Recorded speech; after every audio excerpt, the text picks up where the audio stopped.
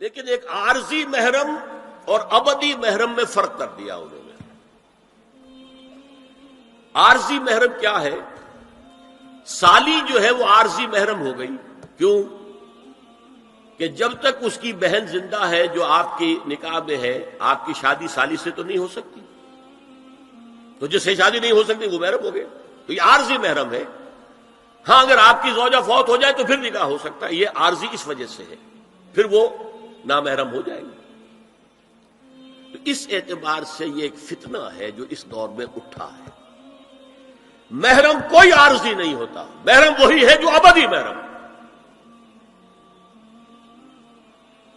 دیکھیے دیور جبکہ اس کا شوہر ابھی زندہ ہو تو دیور سے پردہ کرے گی کہ نہیں؟ شادی تو نہیں ہو سکتی۔ ہاں بھائی مر جائے تو شادی ہو سکتی، اس کو انہوں نے کہہ دیا یہ عارضی محرم۔ اسی طریقے سے بھابھی جبکہ بھائی ابھی زندہ ہے، پردہ نہیں، وہ شادی نہیں ہو سکتی، بھائی فوت ہو جائے شادی ہو سکتی، عارضی ہو۔ یہ بالکل غلط ہے، بہت بڑا فتنہ ہے۔ محرم وہی ہے کہ جو ابدی محرم ہے، محرم ہے کہ اس پر حرام ہے اس میں نکاح ہونا ہر حالت کے اندر۔ اور جہاں تک یہ رشتے ہیں باریک، سالی اور دیور، اس کے بارے میں تو حضور سے پوچھا گیا دیور کے بارے میں، تو آپ نے فرمایا الحم و موت، دیور تو موت ہے۔ اب آپ سوچئے ہمارے ہاں کو پردہ ہے دیوروں سے، کو پردہ ہے سالیوں سے، کو پردہ ہے نندونیوں سے؟ الحم و موت، موت کیوں؟ یہ دیور ہندی کا لفظ ہے، دیور کے بارے میں تو تصور یہ تھا کہ یہ دوسرا شوہر ہے، ور ہے، دیور دوسرا شوہر۔ حضور نے فرمایا الحم و موت، دیور تو موت ہے، موت کے درجے میں۔ ایک اور بات نوٹ کیجئے، ایک خیال کیا ہے ظاہر، اور اس میں افسوس ہے کہ بعض لوگ جو پردے کے بڑے حامی ہیں، بڑے شدید حامی ہیں، ایک صاحب وہ بھی ہیں کہ جنہوں نے ایک بہت بڑی کتاب پردے پر لکھی اور بڑی عظیم کتاب تھی، ایک دوسرے بھی ہیں جنہوں نے چھوٹی لکھی لیکن اچھی کتاب لکھی، لیکن یہ دونوں ایک جگہ آ کر مار کھا گئے کہ یہ جو قریبی رشتہ دار ہیں ان کے ساتھ اتنی سختی نہیں ہونی چاہیے۔ حالانکہ فلسفہ سمجھ لیجیے اچھی طرح، جو قریبی رشتہ دار ہوں گے، کزنز ہیں، اب کزنز کا عیسائیوں کے ہاں شادی نہیں ہو سکتی، کزنز جو ہے جیسے سگے بھائی سے شادی نہیں ہو سکتی، کزنز سے بھی نہیں ہو سکتی، ان کا تو معاملہ اور ہو جائے گا۔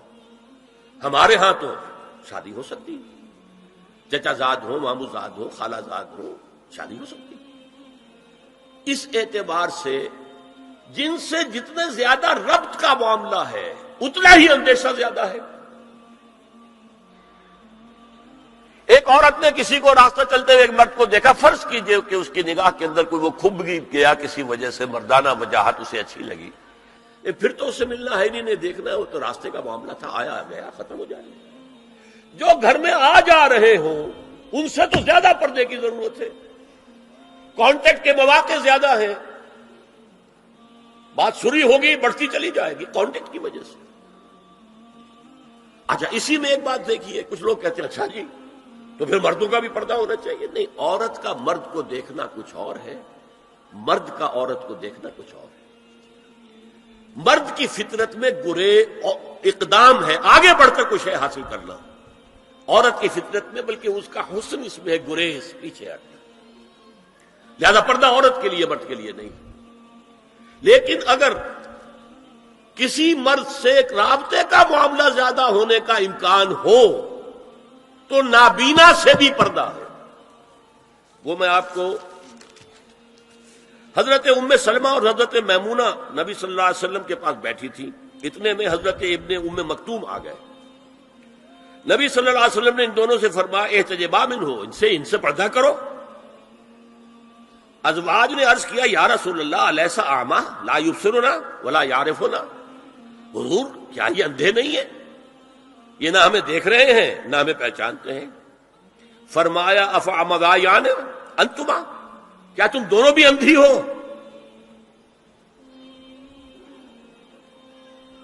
الا تبصران ہی، کیا تم نہیں دیکھ رہی ان کو؟ حضرت ام سلمہ تصریح کرتی ہیں ذالک بعد ان امر بالحجاب، یہ جب حجاب کا حکم آ گیا تھا تب حضور نے پھر یہ حکم دیا۔ اس کی وجہ کیا تھی؟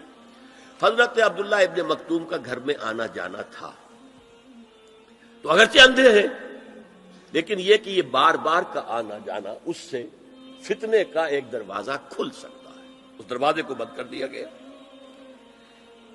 حضرت عائشہ کے پاس ایک نابینا آیا تو انہوں نے اس سے پردہ کیا، کہا گیا کہ آپ اس سے پردہ کیوں کرتی ہیں، یہ تو آپ کو نہیں دیکھ سکتا۔ جواب میں حضرت ام المومنین نے فرمایا لاکنی انظر الیہ، میں تو اسے دیکھ رہی ہوں نا۔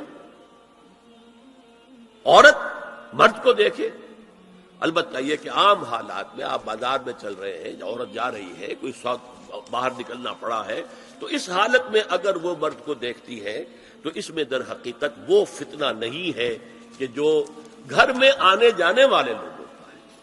تو جو یہ کزنز ہیں، جو قریبی رشتہ دار ہیں، جن کا آنا جانا زیادہ ہے، ان سے زیادہ سخت پردہ ہونا چاہیے بنسبت اجنبیوں کے، کہ اجنبیوں سے آج اگر کوئی دیکھ بھال ہوئی ہے تو اس کے بعد پتہ نہیں پھر کبھی دیکھے گا بھی کہ نہیں، یا دکھے گی کہ نہیں۔ میں تو آپ کو سنا نہیں سکا، میرے پاس تو بہت زیادہ حدیثوں کا مواد تھا۔ چہرے کے پردے کے لیے حدیثیں جو ہیں، استیزان کے لیے کتنی حدیثیں ہیں، چہرے کے پردے کے بارے میں بہت زیادہ حدیثیں ہیں۔ حضرت ام خلاد ایک خاتون تھی، ان کا بیٹا ایک غزوے میں شہید ہو گیا، وہ اس کے بارے میں کچھ پوچھنے کے لیے حضور کے پاس آئی، صحابہ بیٹھے ہوئے تھے تو انہوں نے نقاب ڈالا ہوا تھا، منتقبۃ، نقاب کا لفظ بھی حدیث میں موجود ہے، اور یہ لوگ کہتے ہیں نقاب تو جو ہے یہ بعد کی پیداوار ہے، یہ لفظ کوئی ہے ہی نہیں۔ حجاب کا لفظ قرآن میں ہے، جلباب کا لفظ قرآن میں ہے، خمار کا ذکر قرآن میں ہے، اور یہ منتقبۃ نقاب ڈالی۔ لوگوں نے کہا عجیب عورت ہے یہ، اس کا بچہ شہید ہو گیا ہے، مطلب یہ کہ سخت صدمے کی کیفیت ہے، اور یہ اس وقت بھی اس نے نقاب ڈالی ہوئی ہے۔ تو انہوں نے جواب دیا ان ارزو ابنی لا ارزو حیائی، میں نے بیٹا کھویا ہے، اپنی حیا نہیں کھوئی ہے۔ یہ ہے ہماری تہذیب، یہ ہمارا تمدن، اسی پر ہمارے گھر بنتے تھے۔ یہ تو مغربی تہذیب نے آ کر ہمارے گھر بنائے، آگے سے کھلا پیچھے سے کھلا، کھلا ہی کھلا۔ ہمارے گھر چار دیواری ہوتا، آج چار دیواری ہے کہاں؟ چار دیواری کے اندر چاروں طرف کنسٹرکشن، درمیان میں سین، دور سے کہیں کوئی نگاہ پڑ سکتی ہے تو پڑ سکتی ہے، آس پاس سے نہیں، اور ڈیوڑی اور مردانہ علیحدہ، کم سے کم بیٹھک تو علیحدہ ہو۔